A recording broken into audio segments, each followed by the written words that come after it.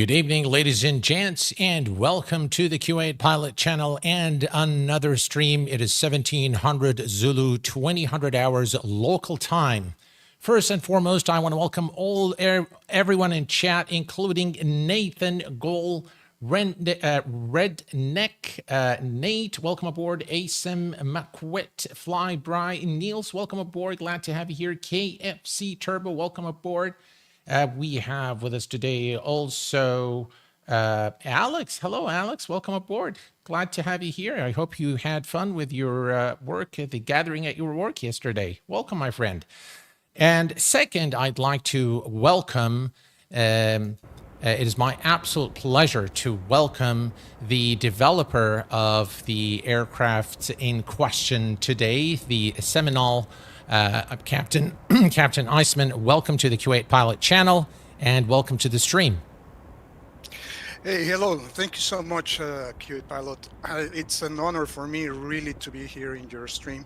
I've been a fan for you like for 8 years or so. I always love your reviews, your honesty about the products that you're showcasing. And I'm really feel very honored that you allowed us to be here with you today. And hello to your audience as well. It's been graining. Congrats on getting to 100K subscribers. It's great to be here with you, and honestly, quite an honor for us. The honor is all mine and the pleasure is all mine, sir. Thank you very much for taking the time to be here with me this evening to talk a little bit about your experience as a developer. First of all, we'd like to get to know you and maybe talk a little bit about the project. I was a very big fan of your Seneca 2, and I think I was probably the very first person that found the aircraft. I don't think that you're getting the coverage that you deserve, to be honest. As a small developer, I'm happy to support small developers, especially when they create high quality add-ons.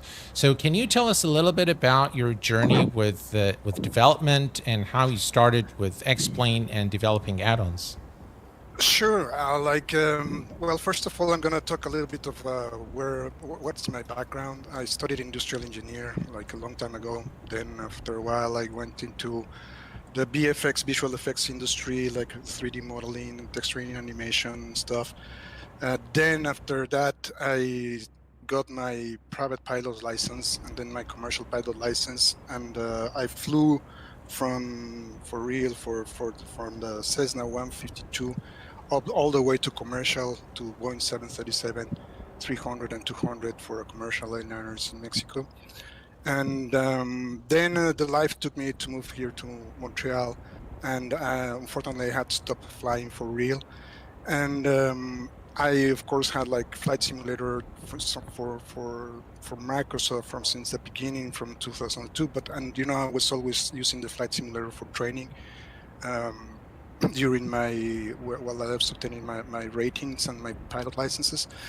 And definitely at some point when I came here, I was looking for an alternative to the FSX that was more accurate into flight dynamics, and that's when I discovered Xplane 11, and I just fall in love with the Xplane 11, the dynamics and stuff, particularly with the XX737, 737-300.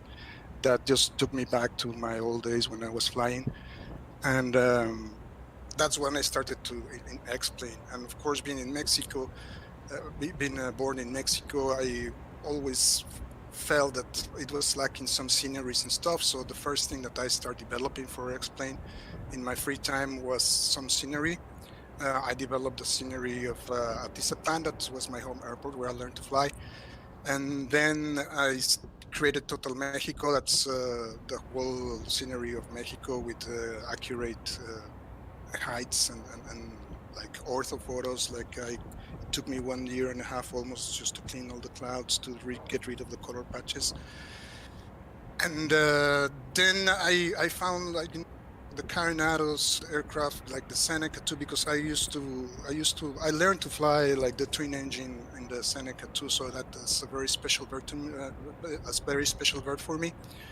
And when the Xplane 12 came, it just didn't feel right anymore. So I started looking into really developing the aircraft based on like the knowledge that I have acquired through the modeling for sceneries, and then my background into with engineering, with coding and programming, and my background in 3D graphics and modeling.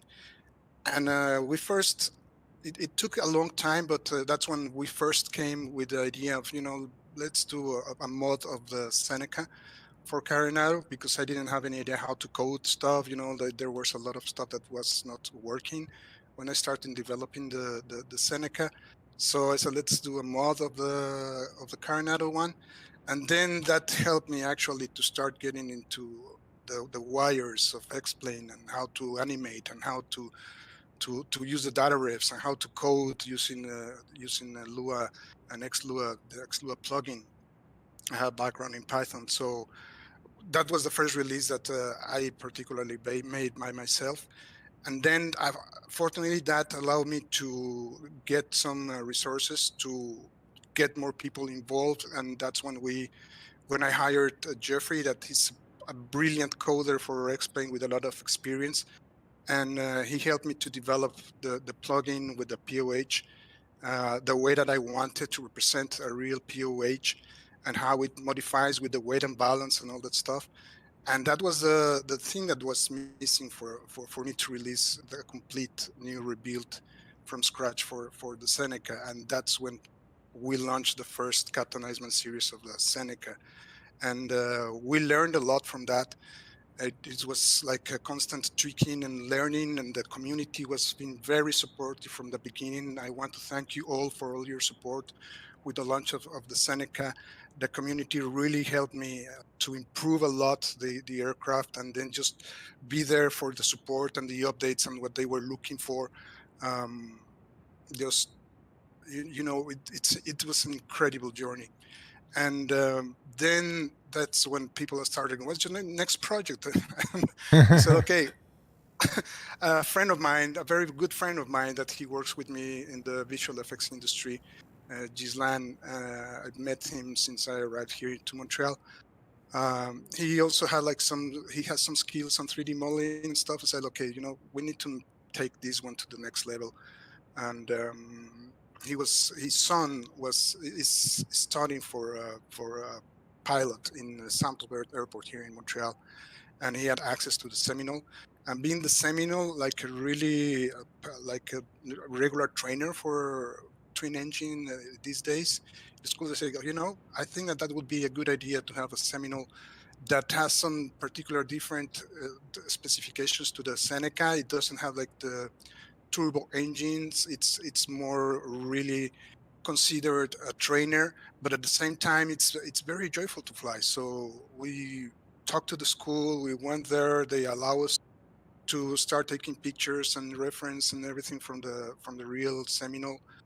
And we put it to work based on the experience that we acquired from the Seneca, and just went a little bit higher up in the level with Seminole. I think that we need to go back to revise some stuff with the Seneca. Excellent. Wow, that's a really inspiring story of how you got started, and it's really very good to know that you're actually an actual pilot, that you've actually flown the aircraft, that you're a seasoned pilot, because I think you can also give us real world insight into our hobby. And, I think there are already a lot of questions coming in for you, Captain Iceman. One is, are you planning to develop higher performance Pipers such as the Seneca 5 Mirage 350 or M500 600 Malibu? Well, we were talking about this with the team. Like, the team is only 3 of us, so we are planning, and I will make it official here. That's the plan. We were going to announce it, but we are going to do bigger Piper, like the Navajo Chieftain. That's our next project. Okay. And why Piper? Because we have the foundation Piper platform. We've been asked to do some Cessna models and stuff, probably in the future, but I think that now that we have like dominated, like we have a good control and good assets that we created along with the Seneca and the Seminole, I think that we should stick right now for what we know, and that's the Piper. So it's a Piper Chieftain, our next project. It will take a long, so it is, the Seneca took me about like almost 2 years to develop. Wow. To get the ropes, and this one took less time. This one took like 9-10 months almost. We are still looking for the real Piper, like for the real Navajo chieftain. We found some. We found one, so we just need to contact the owner to see if he will allow us to go and take some pictures, because I think that it's, you can have the reference from the pictures Right. on the web and stuff. Right. And of course, this aircraft specifically is developed based on a real aircraft. So you've had access to the real thing, and you've based the modeling and the texturing on the real aircraft. Is that so? Yeah, actually, when we first released, we had some like test pilots that say, hey, but the beacon light is not on the top of the tail, it's like underneath. So like it's the way it is in the real aircraft. And I show him the pictures and say, oh, it's the first time I see this on the Seminole. So like, yeah, so the other characteristic is like the landing and the taxi lights on the nose of the Seminole that have this particular cut. Modern Seminoles have like these more embedded like taxi and landing lights on the sides. That's another very particular characteristic of the real aircraft. And the cowlings, they have like this hump, and that it's of the old model of the Seminoles. There's one thing that we didn't model because I think it was not really pleasant to the sight, and it has a hole. The real one, it has a hole in the nose for the heater vent. It looked weird, and I talked to Maverick, who is my friend, and when we were modeling it, so like he was like, yeah, but we're missing this. Actually, his son said, but you're missing that hole. I said, like, I don't. It's like very pleasant visually to have it. So I think that we can have like some creative freedom here. Excellent. Well, that's really very inspiring to hear all of that. And guys, does anyone know how to turn off the labels of the ATC there? I think it's some control I must have activated by mistake. Probably if you're in Xpilot. No, I'm in Traffic Global. Oh. I'm really not sure how to turn it off. If anyone knows, just let me know, guys. Any chance this developer will create total what? USA or section like total Texas? I don't know. All right. Well, folks, today we are going to be flying. This is our flight plan today for our short review today. We are going to be departing Doncaster, where we've left off last time in Sheffield in the United Kingdom. We're departing runway 20 through the Upto to Bravo departure, and we're heading over to Leeds Bradford, Echo Golf November Mike. We are going to be cruising at approximately 6,000 feet or so. And it should be a short flight, but we should be able to expose all the aircraft features. Now, one thing that you've noticed in the very beginning is when we've done the cinematic that the texturing of this aircraft is of the highest order. It's very clear to me that time was spent on texturing this aircraft. You can see the bolts, the rivets, you can see the curvatures, you can see the openings there, and the propellers. So definitely lots and lots of work has gone into recreating an authentic replica of the real aircraft, which is something You all know that I really, really appreciate. I love the details, especially this area here looks really, really nice. The wing, the use of PBR materials done very, very well, giving the aircraft a very realistic look. You can see the strobe and nav lights there, and the area there. Look at that, the flaps. Those are really, really nice. The attention to detail in the exterior model is really commendable. Now, there's a lot more than what meets the eye with this aircraft. So when you first install the aircraft, it comes without fuel and without oil. And so you need to refuel the aircraft just like you would in real life.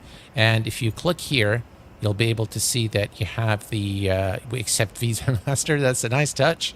And you can click here on the handle to refuel the aircraft. You can see the number of gallons being put into the wing. You can do the same thing on the other side as well. Clicking here again will just remove the nozzle. And the other thing is you need to check your oil just like you would in real life. And if you look here, you'll see that the oil, this is pretty good, Captain, isn't it? We have, I think, full oil right now. Yeah, that's yeah. You have like the white marker. It Right. indicates the oil, the level of the oil. Right. So if you when you start with the installation, the first time you'll see that it's probably down here, and all you need to do is click on the oil bottle here to fill the aircraft with oil. When you're done, you just click here on the cap, and it takes it away, and then you are ready to take the aircraft for a flight. Another thing you'll notice while we were playing with the aircraft is the weight and balance. So this is reloading scripts, nothing to do there. But if you click here on the PA44 settings, you have the weight and balance. And this is pretty cool where you can set the aircraft fuel and weight. There is a little bit more fuel in one of the tanks, and that's what we've just done.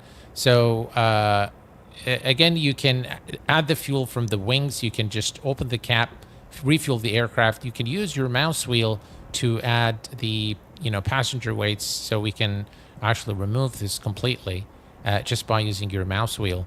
You can also click here to refill your oxygen. The Seminole is capable of about 16,000 feet as the service ceiling, I believe, and so above 10,000 feet you're definitely going to need so it pressurizes, and you'll need some oxygen there to keep your passengers alive. One of the nice things I also like is the ability to change your avionics package. As you can see, your single GPS, the GTN 750 by Reality XP, the dual GPS, and I hope, Captain Iceman, that you have plans to include the recently released TDS Garmin 750. I think it comes out with the Citation 525 by TorqueSim. I think this is the inauguration release for the TDS GPS package. Again, you can fly. Well, Go ahead. Yeah, we have that, and I'm pleased to announce that as soon as it is released, you will be able to have it on our aircraft, both in the Seneca and the Seminole. Oh, excellent! Oh, that's great news. And we just finished, like yesterday. I was just finishing the integration, checking that everything was fine, and I'm surprised, honestly. I can just say that it's a jewel, and I just love it. But yes, indeed, we are ready to support it as soon as it's on the market. Thank you very much, Mark Edwards, for the tip there. I pressed insert and I got rid of those labels. They were driving me berserk. Thank you for that. Appreciate it. I'm not into GA, but this plane looks very nice. Yes, Alex, it is very, very nice indeed. You can change the barrow here as well, guys, imperial to metric. You have all your information about the weight and balance here and the performance data. And you can also toggle the passengers in interior view. So I think we are good here. You see there's a check mark here that says we are good in terms of the weight and balance. And we can hop back into the aircraft now. I've lost my what do you call it? The buttons on my yoke for some reason, but that's okay. We'll manage. Let me see if something that I want. Sorry, something that I want to mention is that we have persistency model on aircraft. So the fuel that you consume during your flight and the state that you leave the aircraft is the same state that the aircraft will reload. So the oil system, it consumes oil at the real rate of the engines. So you don't need to refill the oil each flight. It will keep the oil, but you definitely from time to time, around 40 hours flight, you will need to check your oil. And that's something important, as well as your panel configuration. Everything is preserved, so you don't need to reconfigure the aircraft each time you fly. All right, I think folks want me to increase your volume, but that means I have to increase the volume of the sim as well. So we'll manage the we'll manage that through the Xplane menu. So let me just turn down the sounds here. Actually, leave them now until we start the engines, because the sounds of the engines were recorded from the real aircraft, and I absolutely want you guys to hear that. So, okay. I can hear him fine, Alex. All right. Well, I've increased the sound of the sim a little bit. We'll control the Xplane sound so they can hear Captain Iceman better. Makes me wish I had Xplane now. Love the details. Yeah, matey, that's right. And thanks for the support, man. I appreciate it. Thank you very much, guys. Renato, Q8, how to install the RCG 500 GPS on this aircraft? I don't know, but if you have it, it should just you just go to the control panel. So if you have it correctly installed and you go here, you can just select the G5 here. This is by Reality Sim Gear, Captain Iceman, correct? Yes, that's correct. Yeah. Okay. And it's a G5. It's a G5, not the G500. Oh, okay. The Got you. The G500 is the package, kind of like the minor brother of the G1000. Right. And we don't have the integration of that one into the cockpit. I see. We have the integration with the G5 only, not Gotcha. the G500. Gotcha. Stefan, welcome to the channel, and thanks for being on the stream. Will you be doing an MSFS settings video? Yes, sir. That is in the making as we speak, and it will be released soon. Will this airplane release for MSFS 2024? Captain Iceman, do you have any plans to develop for Microsoft Flight Sim? We still are evaluating the option. I think that the Microsoft 2024 it's a nice platform. We don't have any experience with that platform yet. I was in the alpha testing phase of 2020. I didn't like it much, the sim, in terms of flights, and that's what I stuck to explain. And there's so much competition there right now. Like the Carinado just moved the whole battery there, and I think that our niche is like more like a boutique kind of shop, where if you want to go and buy a fine instrument, you don't go to the big store where everything is just like in these racks, some sorts. So we're still evaluating. We will need to learn the ropes of MSFS. I know that it's a bigger platform indeed, but for the moment, will stick with Xplane. All right, perfect. Thank you for the clarification. And we are going to now set up the aircraft for our flight. So the first thing, I'm going to remove the yoke here. Now, all these gauges, guys, work exactly as they should. So we're going to start with the battery master switch. Now, the sounds are default sounds, I think, right? The switches? Yeah, it's a sound that from the actual switch. Oh, is it? Yep. Oh, wow. Okay. Now, do we turn on the alternators now or after we turn the engines on?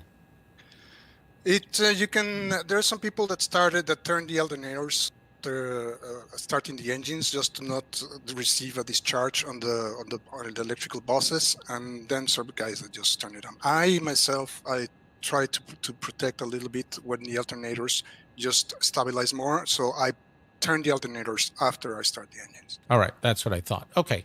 All right, so we have done the walk around. Everything looks good. Fuel and weight and balance. The passengers are addressed. The takeoff brief is complete. and the ground equipment are clear, so we're good to start our engines. We're going to put the mixture on full rich and crack the throttle. We are going to turn on the mag right, or the right magneto.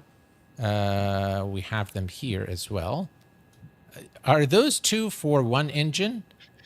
Yeah, so yes. So the right and left is for the right engine, right? That's correct. All right, and we can go ahead and... Normally, you start the engines on the general aviation. This is different from commercial, from a big jet. You normally start first the left engine. Oh, okay. Because that's when you open the window, the stern window, right, and you say clear prop. Right here. That's when you announce. So, yeah. So that's what you do it in the general aviation. Thanks for that. I didn't know that. Thank you for that, guys. Let's listen to that, guys. And it's funny, because there's no particular reason to start engine number 2 in, for example, in the Boeing 737. It's you can start either way, but it's just like a common use. It's just something that became like a standard. Starting engine number 2 on the jets. I love the engine sounds. I've got to say, probably my absolute favorite part is the engine sounds. They're just so beautiful. Yeah, I love it. All right, let's go ahead and start the left engines we were supposed to turn on first. So we'll do that. It's what did I do here? All right, let's do it to the left. Oh yeah. Check it out. You gotta love those sounds. Just amazing. Now, folks, one of the things I really like about this aircraft and the developer is the fact that the price of the aircraft, given today's standards and what this aircraft does, the price point of the aircraft is at par with the quality of the aircraft. This is obviously a general aviation aircraft, so there isn't really that many systems to simulate. And at $34.95, I personally believe that this is a very well developed aircraft. The price is very reasonable. It's got beautiful sounds. They are just amazing. And we're going to talk a little bit about the flight model as well. And of course, Captain Eisman is a real-world pilot.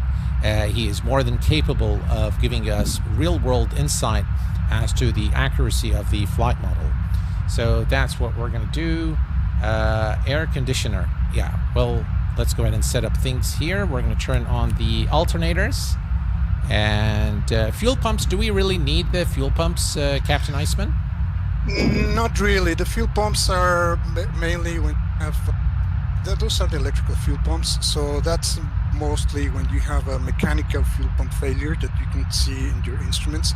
And it also helps when priming the engine, if you don't have like the primer system, like the separate primer system. So in this case, we don't have like the additional primer system option.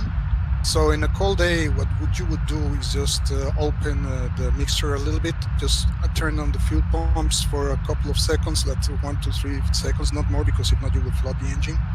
And that's pretty much it. It works as a primer on the ground. I see. And on flight, of course, yeah, if you have like a malfunction in the mechanical fuel pump, then you will turn the additional. And is the flooding simulated, the fuel flooding? It's not accurately simulated, but you can flood the engines. I see. Okay. If you leave the pumps more than 5 or 7 seconds, yes, it's hard because that is still something that we're looking into, because all the other aircraft that I had, like the simulated cold engine start, it was not working at some point, so I had to remove them. So if we come with that, it will be accurate. Otherwise, we'll not add it. It's one of those, I think, that limitations that we still have on the sim, and it's hard to model actually, because Gotcha. It's based on several different conditions. It's like humidity, how long the aircraft has been on the hangar on the ground, temperature, It's a lot of factors just to simulate the right way. All right, let's go ahead and turn on the radio master, and we are going to pop the. This doesn't pop, so I think we spoke a little bit about this, Captain Iceman. Is that we definitely need the pop-up there of the screens, and this is something you said was easily implementable. Correct? That's correct. We're going to include it in the update. Probably it will be available later Monday. It's something really easy. The thing is that at the beginning we have this. You see, we have this philosophy of not flying menus and stuff that just block your view on your screen, and you're always like meddling. So we try to keep it as an organic experience. But definitely, yes, we will be implementing the pop-ups because you have to scroll into the Garmin. The people used to use those pop-ups.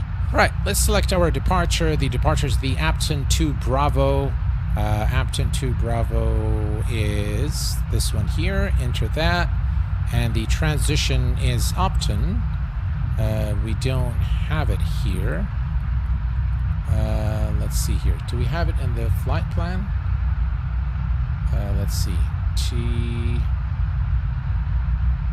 Apton. No, there is no transition, it looks like.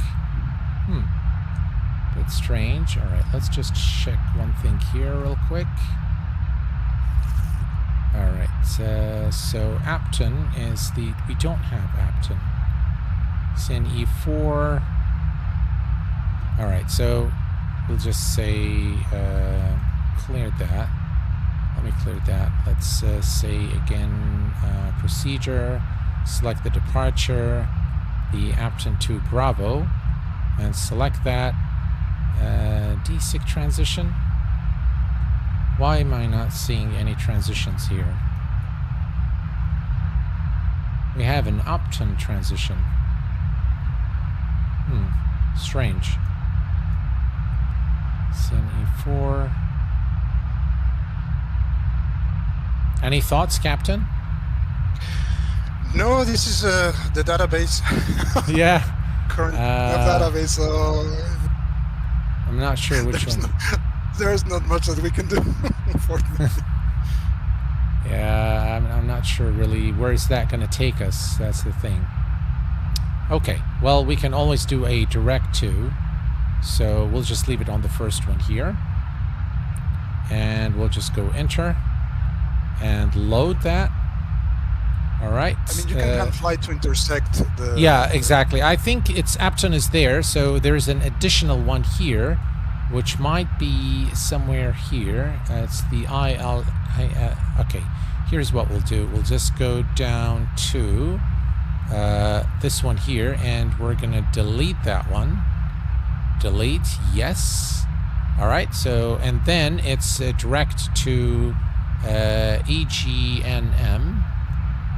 So if we go back to flights, all right, EGNM. If you're in a departure, you're looking at an arrival, at the approach chart. Yeah, I'm just looking at EGNM. Yeah, EGNM, that's the arrival. Yeah, EGNM. E. Oh, okay, sorry. Yeah, E. Let's see. Oh, come on. All right, AG. And then N and M. All right. Leeds Bradford. Enter and accept. Brilliant. And then we can... all right, that's cumulative. So about 80 nautical miles, 78 nautical miles, I think, in total.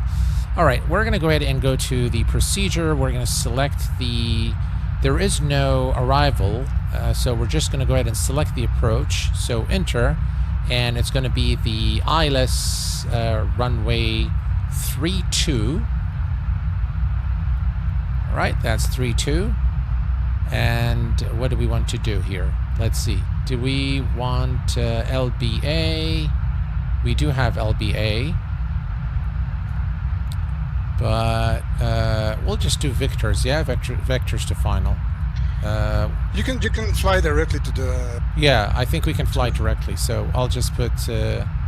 I'll just go ahead and say enter, and load. All right, there we go. Now this aircraft does not have a altitude selector, does it? No, it doesn't have it. The STIC 55X has that capability, but not this aircraft in particular. I see. So it just has like a vertical speed mode, and it has the approach when it captures the kite slope. But the real aircraft, it doesn't have like the altitude selector. Got you. Nor the initiator panel. All right. Do we need the blower? Oh, these are not modeled, are they? They're modeled, but they're not functional, are they? Those are, yeah, that's something that we're looking at, because that is something that it doesn't really do anything on the aircraft. Okay, gotcha. All right. Yeah, it's right. So everything here is good. The pitot heat, yes, that's a must. But yeah, the blowers and the pitot heat is just to the right, extreme right of those three switches. Gotcha. Do we have flaps for takeoff? No, not in this aircraft. Not okay. All right. So we're going to bring the yoke back, folks, and we are ready to go. Some transition correction. Let's see here. Do we have anything? KFC Turbo says at $35 it's a steal. Yeah, I probably agree. Those are exactly my thoughts. So thanks, Alex, for posting the website for the Jetstream FS website. And you can also find the aircraft if you want the link to the aircraft page, the product page. Just type !aircraft and you should be able to get it via the Nightbot command. Okay, we're ready to go. We are going to just listen to those sounds, guys. Wow. Oh yeah. Just lovely. Just absolutely lovely. All right, let's take a look here and see where we are. Let's bring up the little icon here. We are very close to runway 20, actually. It's right there. So we're just going to turn to the right. Parking brake is released, and off we go. Should we lean the mixture for taxi, Captain Iceman? It's in the run-up. What you do with the aspirated engines is that when you do the run-up at 1800 or 2000 RPMs, you lean to get the max RPM. I see. And that's something that you regularly do with. As you climb, you need to adjust. You need to start leaning the mixture a little bit just to keep the EGTs and keep a proper mixture in the engines as oxygen pressure decreases while you climb. Gotcha. Just to keep the stoichiometric mixture in its optimum value. I really can't get over how good those engine sounds are. They're amazing. Listen to that, guys. Yeah, that's pretty cool when you have access to the real sound engine sound. We actually bought like a special recorder for recording the sounds.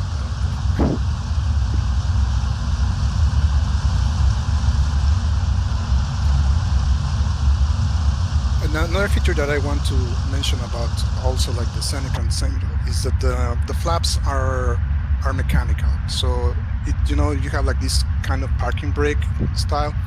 So it works with the new functionality of Xplane 12 related to these flaps.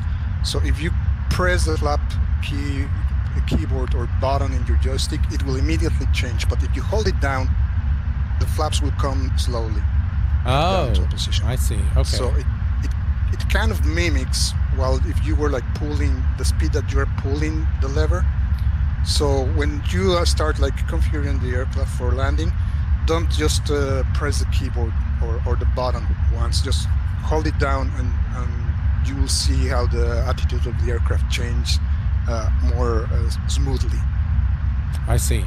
That's good to know. And those where it says maintenance and heater, are those simulated? Those are basically the hubs of, they are in the real aircraft, so put in there because one of the agreements that we made to the school is that we will provide the aircraft for their students. And it's just. Are we on the opposite side?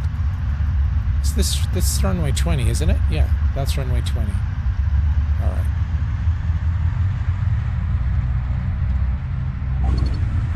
Some strange Xplane stuff there. All right. All right, so... just a couple of bumps there. Yeah. All right, landing lights. Strobe lights are on. The altimeter is set to 3015. And everything is good to go. So the run-up, we do mixture full bridge, and we take it to 1800 RPM. And then do we do the magnetos check? Yes, absolutely. So you go full mixture, 1800. All right, 1800. Let me set the parking brake real quick.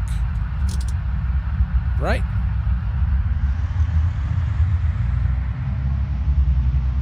We should do it one engine at a time, right? You can have both engines running. Okay. It's okay. It will help them to warm them up as well. All right, so that's about 1800. And right mag.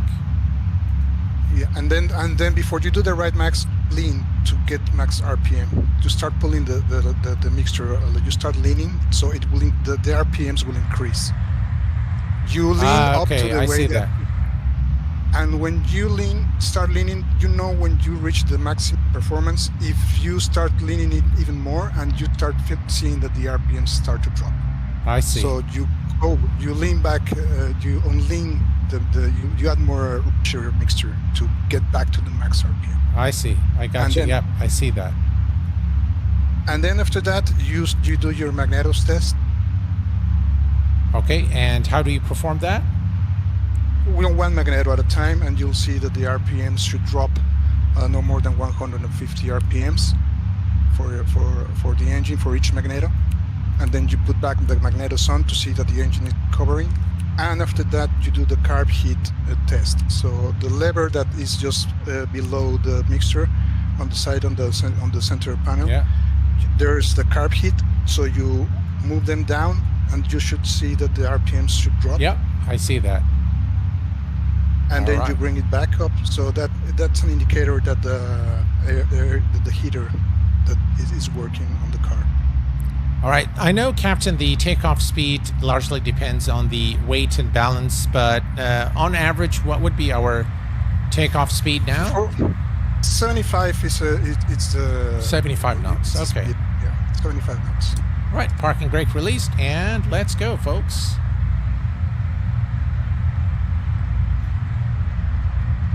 Let's bring the yoke back.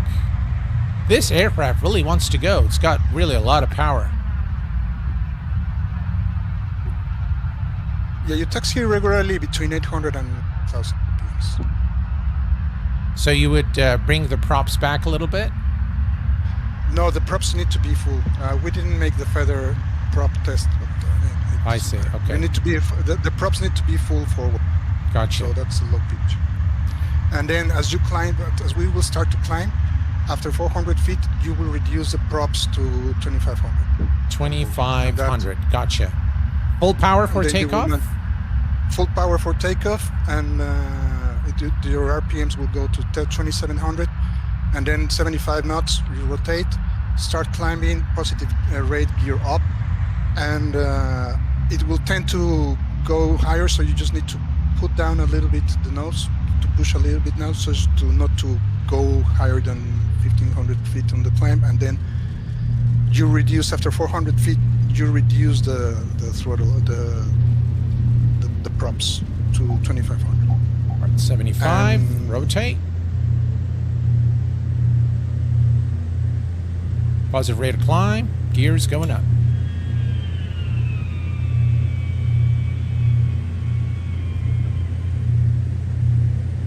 And you look for your climb speed at between 90 and 100 syndicated. All right.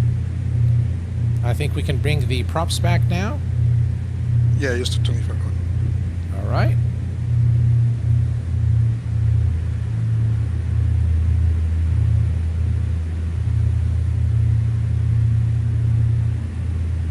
All right, 2500. And we can engage the autopilot. There we go. We'll go to nav.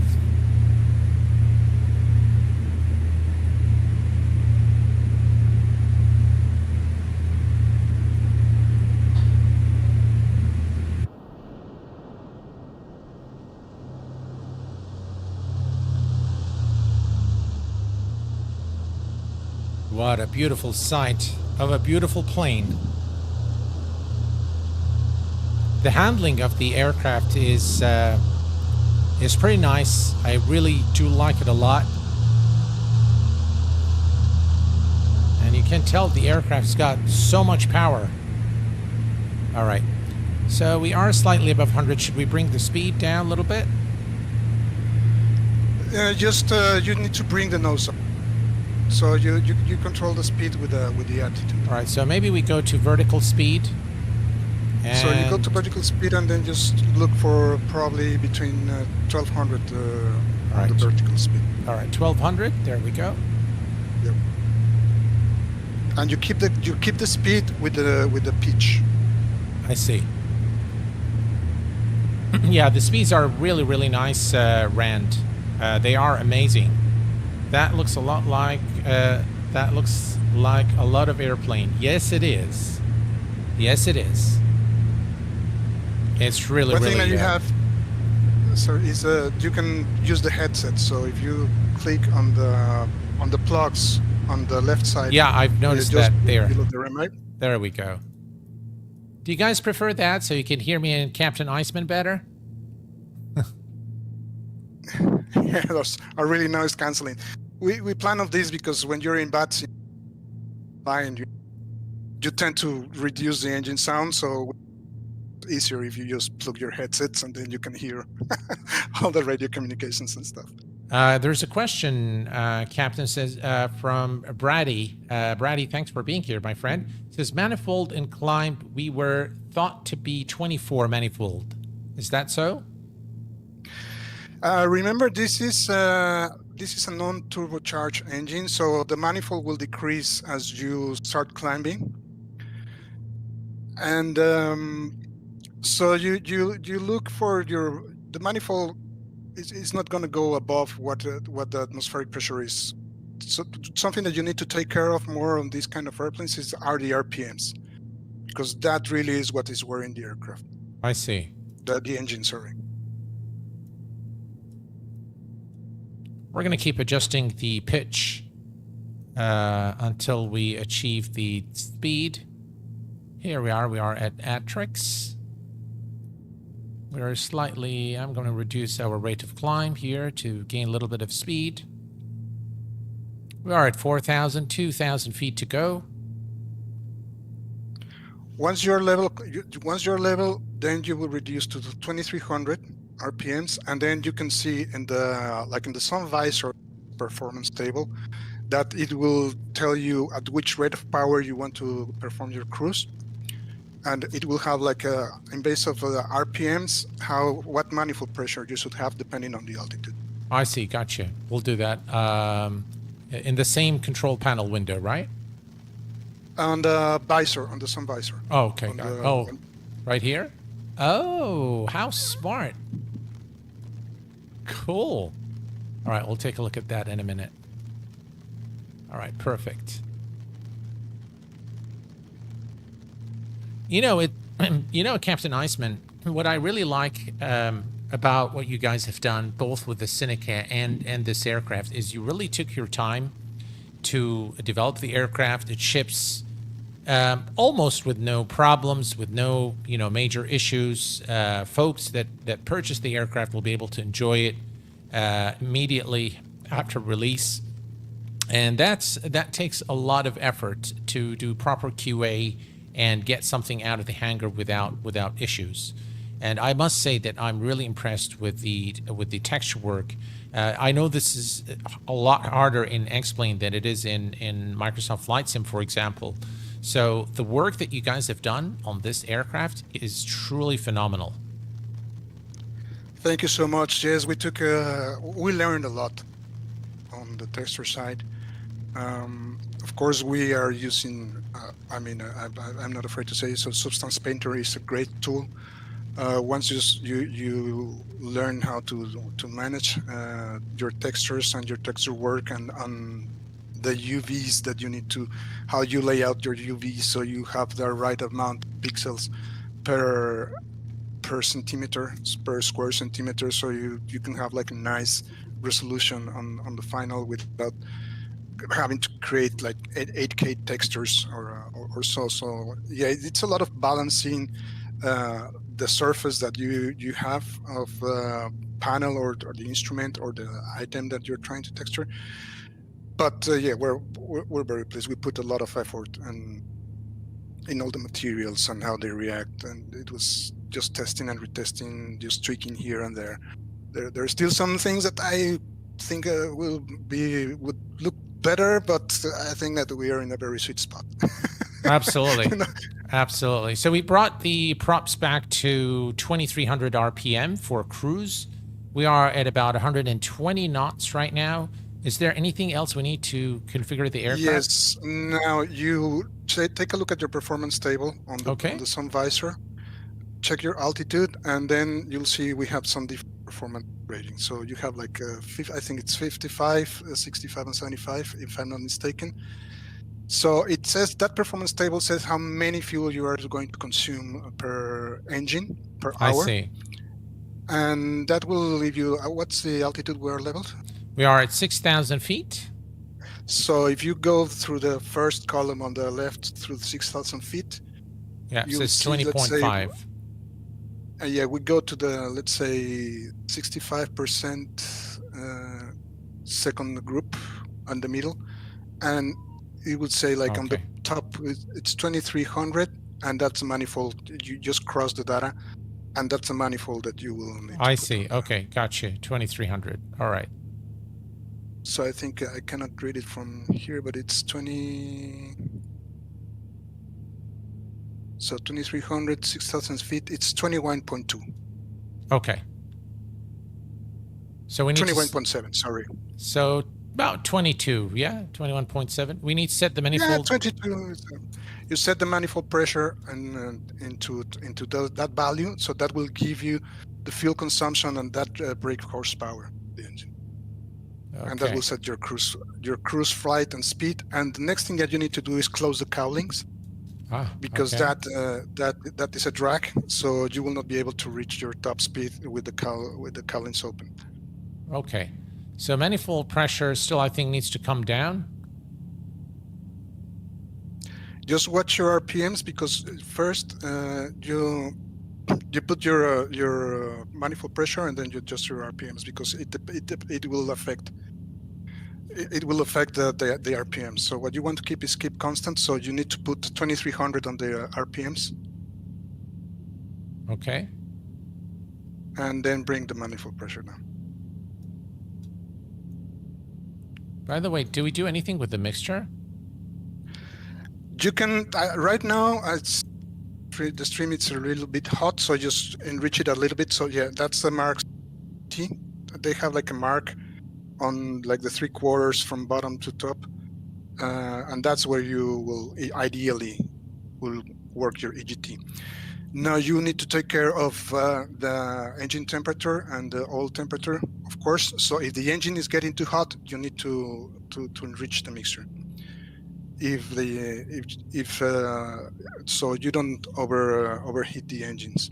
Right. I think now I think we're at 350 right now. The cylinder head temperature. Yeah, I think that's okay. Wow, really nice aircraft. And so, Captain Iceman, one of the biggest questions that us flight simmer always ask is how accurate is the flight model in Xplane, and how accurate the flight model is in this Seminole. Can you shed a little bit of light on that? For sure. I think my personal opinion and in my experience, I think that the overall flight model in Xplane for a sim as it is, it's really good. Of course, you need to know how it works and all the parameters and things, but I find it like pretty, let's say for a sim, for a desktop sim, I like it how it behaves and how it really, you can feel the aerodynamic. That allowed us to really some we did on the Seneca and on the Seminole as well. These two aircraft, like the Piper aircraft, doesn't have like a stabilator like that, you know, like a horizontal stabilator and then an elevator. What they do have is a staff tab that we call it's that the whole stabilator moves to pitch up or down the aircraft, and that is a very important item of the stability of the aircraft. So we develop a special profile because the profile of that staff, it's an inverted profile that will keep the balance of aircraft in terms of the pitch. Xplane allowed us to develop that inverted profile and to just tweak it to get that consistency that you will find in this kind of aircraft with that stab tab. And I don't know exactly how it works, but this is something that Xplane allowed us to do in a way that we like aerodynamically can design these kind of things to put that into your flight model. Another thing that I like about the flight model and to particular care is, of course, the weight and balance of the aircraft. If you stick to what is exactly the stations of the aircraft in the way it's described in the POH, it really gets you that balance to hand fly the aircraft, and so it's not wandering to, you know, like nose heavy or tail heavy. You're able to find that. Of course, it's a lot of tweaking and a lot of testing just to get the right feel. And something that helps a lot, of course, is like flying the real thing. So, and knowing the characteristics of the aircraft, of the wing profile. Also, I think it's very important to keep the right lift coefficient of the wing. And but definitely, we put a lot of effort into getting the control surfaces the right angle deflections that are described in the manuals from Piper. We have the service Piper, the service manuals from Piper for both the Seneca and the Seminole, and each control surface is just where it needs to be in terms of deflection.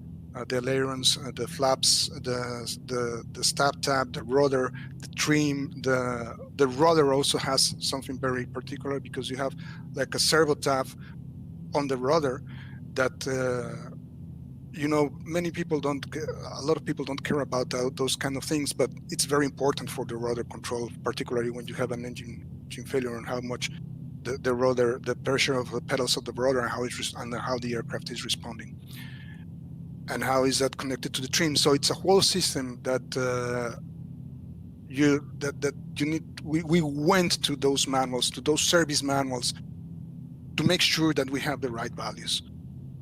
It's hard to, of course, to measure those when you're taking the pictures and stuff. I mean, you will need to take a lot of gear just to make sure, you know, like the reference and stuff. So we sure that we have the service manuals and all those values dialed in to the surface. Captain, I think our RPM and manifold pressure are a bit off, aren't they? I think we need to bring the RPM forward. Yes, to 2300. Yeah, so let me, here. All right, so let's bring this back to 2300. I know Nathan was telling me about it, but I was waiting for you to, okay, and I think we're good now, aren't we? Yes, and you can just bring the manifold pressure a little Yeah, down. let me bring it down a little bit. So 20, let's say 22. There we go. That's about 22 right there. All right, perfect. Thank you, guys. They always keep me in check. Something that I love about general aviation, really for the people that are simming, that are start to sim and that are interested into aviation and learn to fly, it keeps you busy on the cockpit. For sure. And it creates a different kind of awareness. I mean, I still love to fly, like 7200 because I love how it was in the Xplane 11. But if you want to keep sharp and if you want to get better, like flying and cockpit awareness and situational awareness and everything, there's nothing like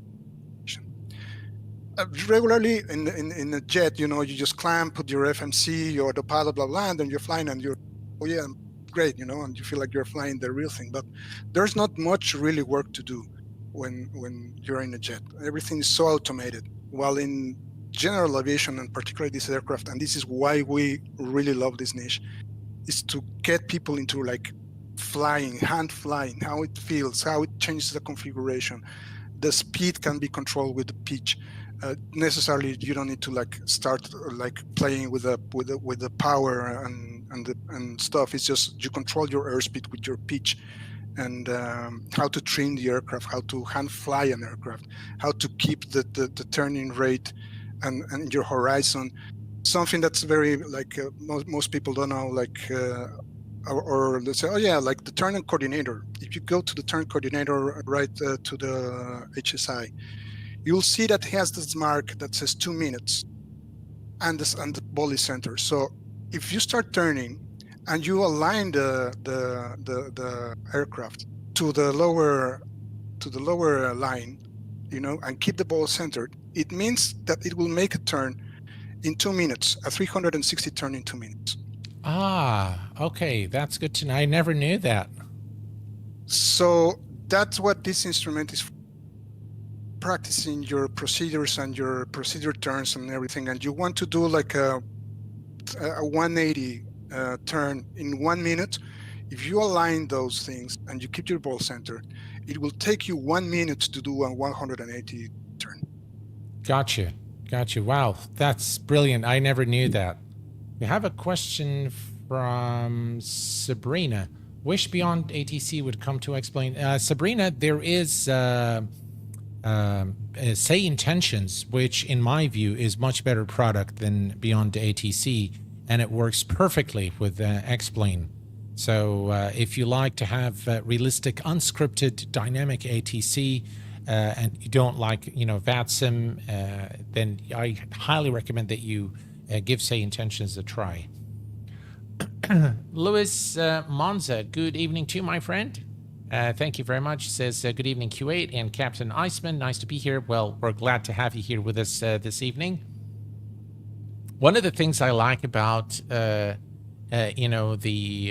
friends and followers here on the channel is they always keep me in check.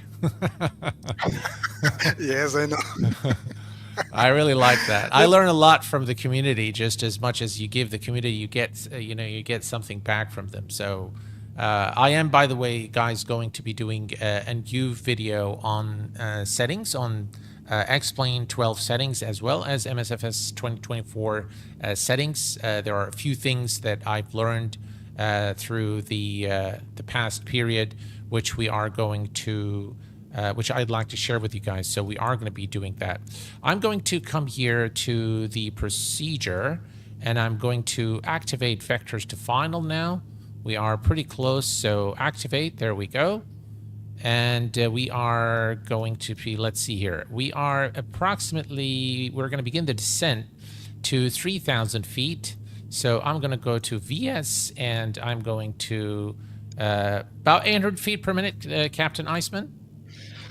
Like in this aircraft, when keep it comfortable, because you can hurt your ears in the real aircraft. Like 700 feet to 1,000 feet per minute is about right. Okay. one rule of thumb that you can apply to see when you can start your descent is to apply the rule of 3. So let's say if you are at 6,000 feet and you want to descend to 3,000 feet, and so that means that you will need to, it's a 3,000 difference, so you say like you would start like 9 miles your descent at the rate of let's say 1,000 feet per minute at the speed of 150 knots approximately. Right. So this keeps you working on the cockpit. One other thing, when you're starting your approach, once you are ready, like in the initial approach fix, you will start to need to configure your aircraft and get into a speed of like no more than 120 knots. And as you are approaching to the final approach fix, you will already need to be like in a configuration with below 110 knots, flaps 10, and landing gear down. So the first thing, this aircraft, you helping to brake with the landing gear. So the first thing you will do, not more than 130 knots, is just bring your landing gear down. The aircraft will start to slow down. You will put like full prop just to get the maximum RPMs. Based on your altitude and what you're having, like what would be the landing altitude? Landing altitude. By the way, the aircraft should begin turning. Where is it?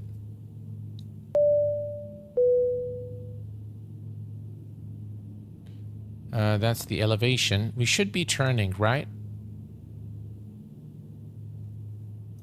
I think it is. Huh? We do have the glide slope there. All right, I'm going to start reducing the speed. But I'm not exactly sure. Yeah, I think we're good, aren't we? Yes. Yeah, that's the localizer. Yeah.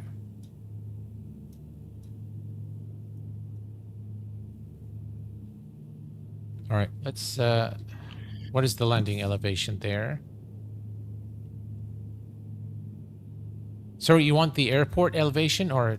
sorry, yeah, I mean, the airport elevation is... The airport elevation is 24 HPA. But why is it not showing me the transition altitude 5,000?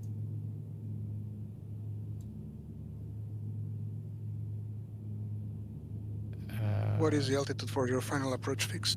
3,000. Okay, so just you just enrich the mixture, not too much. All right, mixture is... all right, 3,000. We're getting to 3,000 here. So I'm going to hold the altitude here.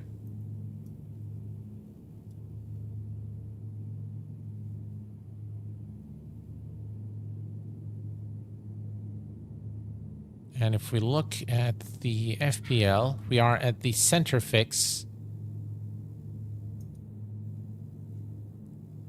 Let's watch our speed.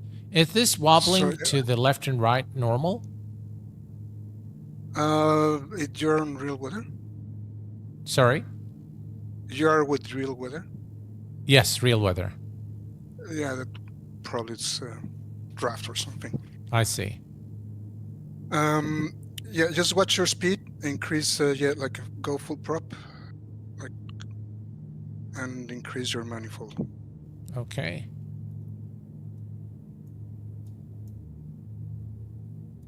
I think that's a bit too much. Go full prop. Yeah. Right, we want what, about 120? Yeah, 120. All right.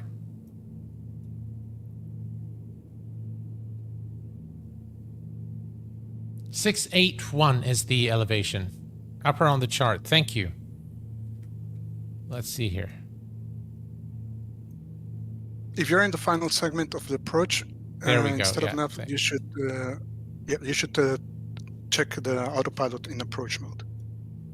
The autopilot is in approach mode. So approach, nav, approach, Okay. and alt and GS are all illuminated there.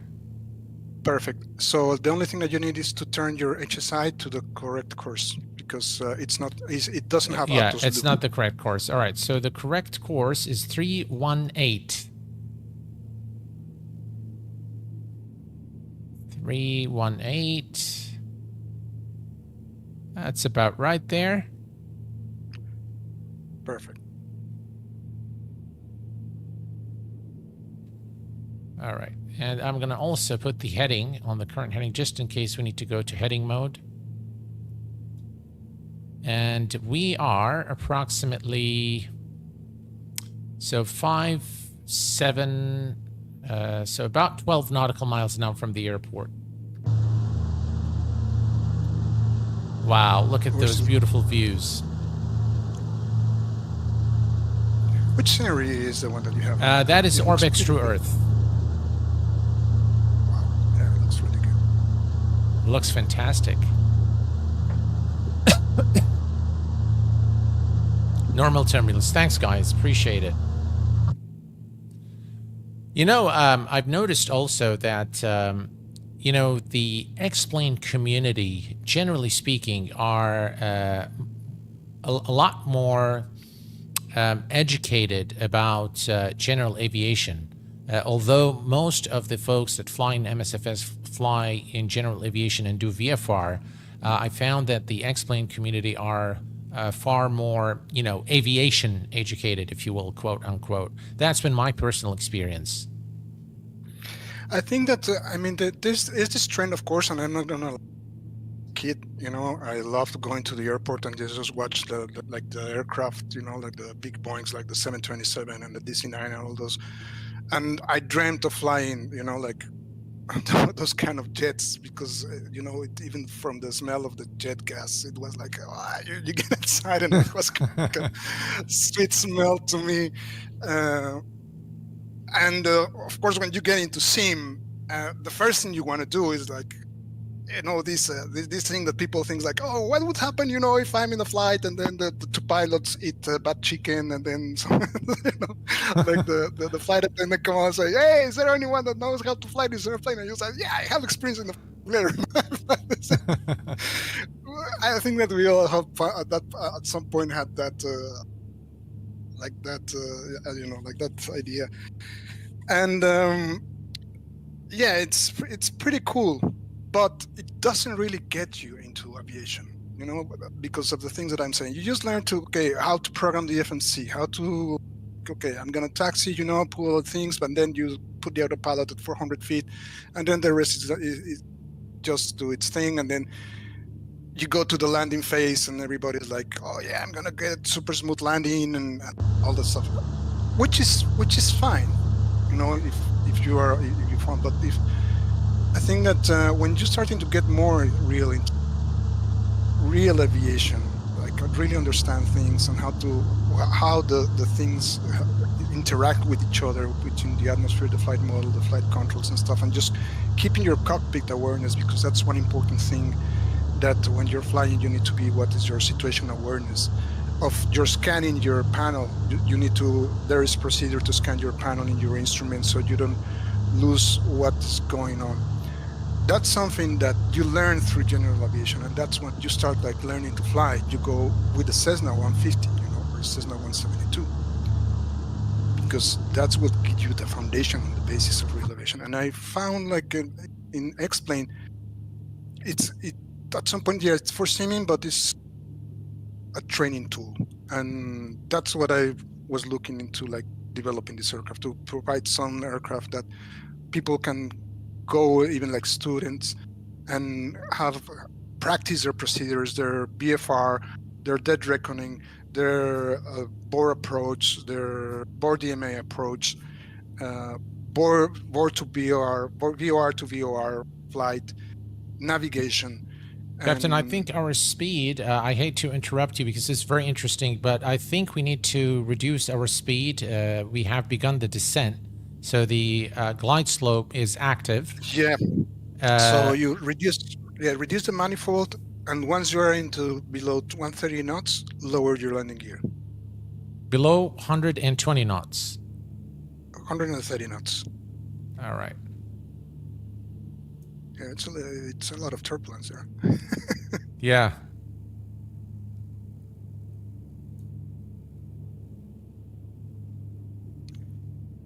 All right. Let me So yeah, ease you off. will lower your landing gear, and after 110 knots, you will add flaps. Oof, one notch. the turbulence is really bad.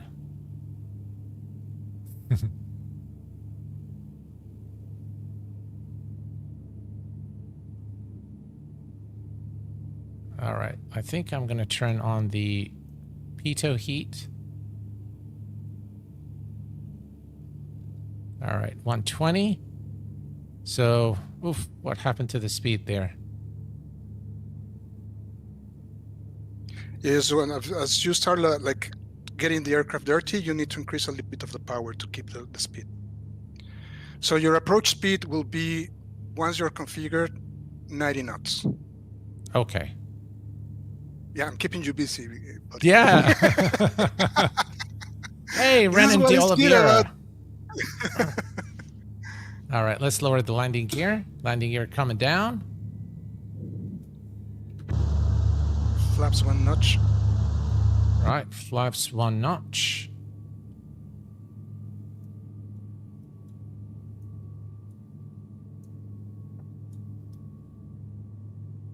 All right, I see the runway. We have the runway in sight. So go full flaps. All right, full flaps full. Watch out your speed. Just increase the manifold pressure to keep 90 knots steady. And full prop. I see that you have the props at the middle. So go full prop. Full prop. Yeah, props all the way up.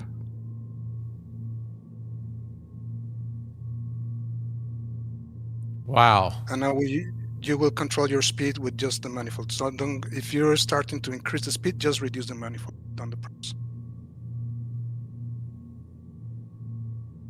We have 2 reds, 2 whites. I'm going to go ahead and disengage the autopilot at this time and handfly. Since you have like a really strong crosswind. Yeah. All right, there we go. So watch your speed. Keep it at 90 knots.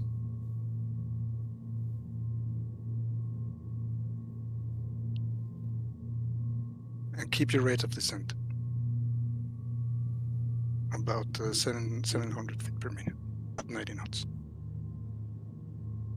Wow. The turbulence is just crazy. Oof.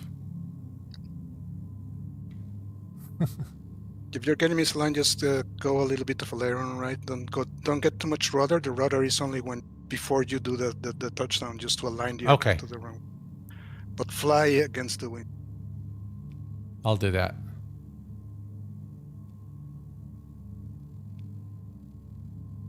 So once you're at the threshold, just reduce the power slowly and start just pulling down the yoke, pulling the yoke just to flare.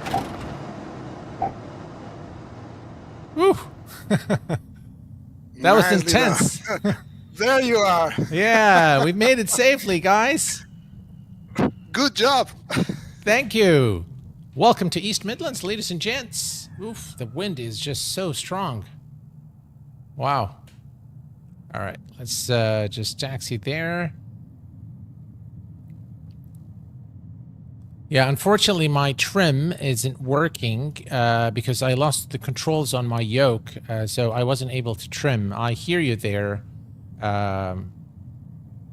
Nathan. Yeah, you are right. I should have trimmed the aircraft. Unfortunately, at the very beginning of the stream, I'm not sure why, I lost all my buttons and switches on my yoke. So, yeah, they don't work. They simply don't work. So let's take a quick look at the replay here. But good job. Thank you. Good job. This is what I love about general aviation. Oh yeah, you feel the wind, you feel the trend, and you get a little bit more stress trying to land properly. All right, let's take a look here. Man, that crosswind was really strong. All right, let's take a look here.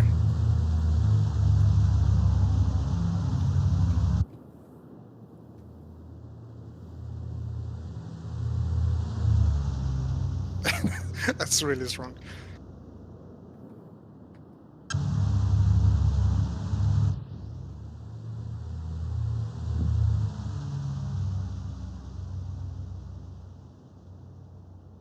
You know, where I learned to fly in Fatizapán, it's in the outskirts of Mexico City. We call it the aircraft carrier because it's so slow and it's very critical. And we get the strong winds or the strong crosswinds. I remember sometimes in the 150 that I had the runway almost 45 degrees to my left side. Wow. Just fighting the wind, and then just adding the rudder just to keep the runway line, and then just at the end just adding that slightly rudder just to straighten the nose to the runway. The aircraft is definitely going to need maintenance. But not bad for that strong wind, you know, and that's. And, yeah, the wind was very strong. Yeah, the wind was very strong. Yes. I remember once when I was flying this. This is an anecdote. We have a very strong wind. Of course, we were flying passengers, and it had the kind of very the same that we have the aircraft in a craft descent, and it was not a nice landing, you know. But the winds were so strong, and then one of the passengers, because I was used to to say goodbye to the passengers, I'm like, I say like, hey, Captain, that was a strong landing. I said, well, you got out there walking, so don't complain.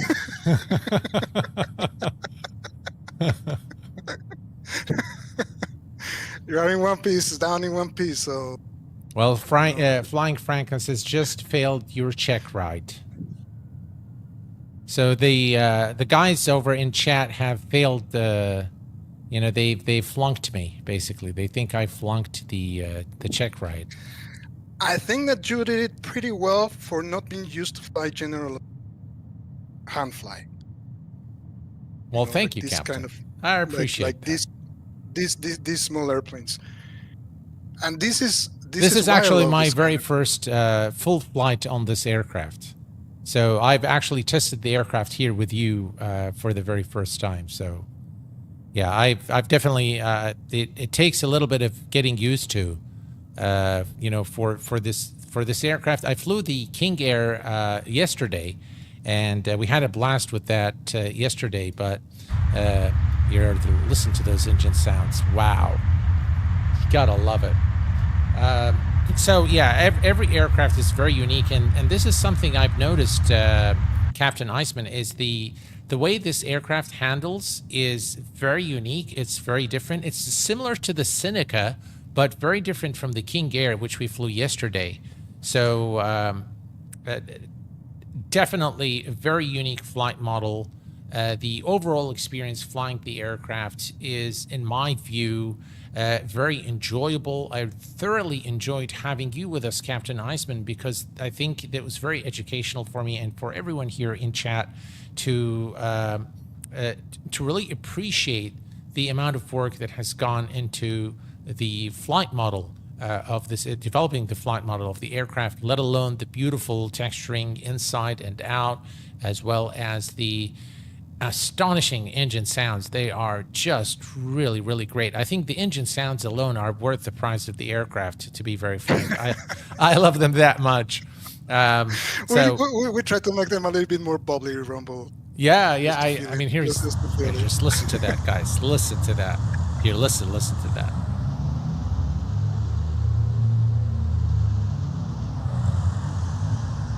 Oh yeah.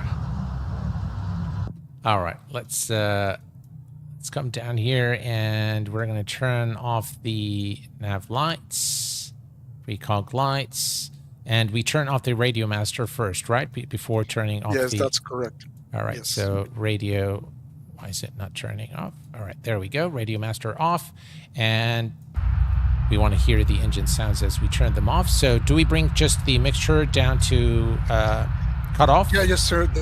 Yeah, mixtures to cut off, and then after that, it's magnetos off. All right, magnetos off. And the alternators go to the off position as well. That's correct. And the battery master off. And the aircraft is back into cold and dark. Now, guys, check this out. To open the door, you need to open. Actually, we should have latched this. This is open. Ooh. Yeah.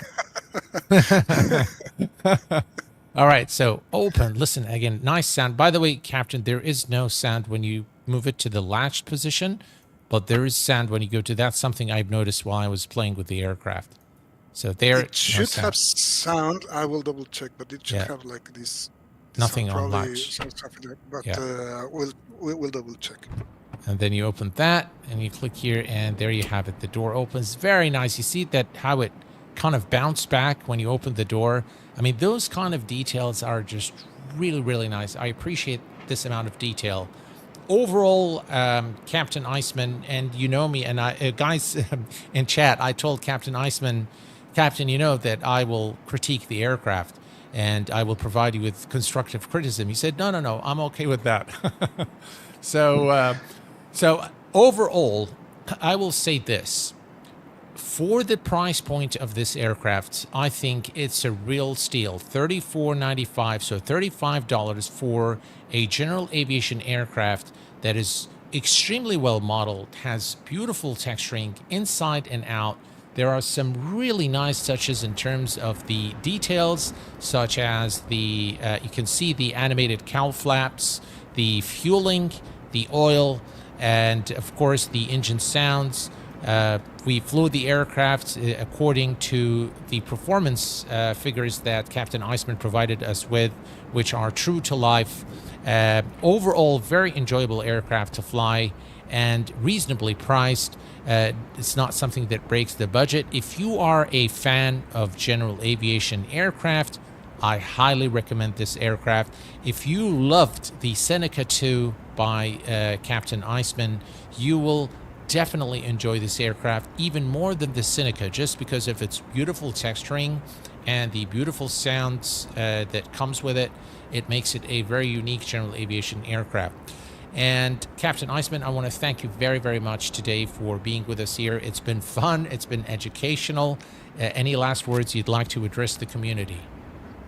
For sure. I want just to thank you again, the opportunity, particularly to, and the honor to just inviting us to participate with you in the stream. It was really, really I want in second place to give thanks to the community of Xplane that been supportive of the CIS series project. It's a great community. I wouldn't get this far if it wasn't for them. So I'm really, really, I feel humbled by the community and how great they are and how great their support is and how excited they can get when they receive something that it's it's what they were expecting. And we want to keep improving, and we just don't drop our products out there and that's it. We are always looking to improve. That's why we're adding the TDS 750 XI series to both aircrafts. And I cannot be more thankful to you, to the community, and to everybody involved. And thank you for your audience to be with us today. I cannot express my gratitude towards you and towards the community anymore. Well, we thank you very much for your dedication to our hobby, for one, for your time today, for your humbleness, for your honesty, for your knowledge. Sharing the knowledge with the community is the basis for which I started this channel in the first place. So I really, really appreciate everything that you've done today. It's been really a great pleasure having you, Captain Iceman, with us this evening.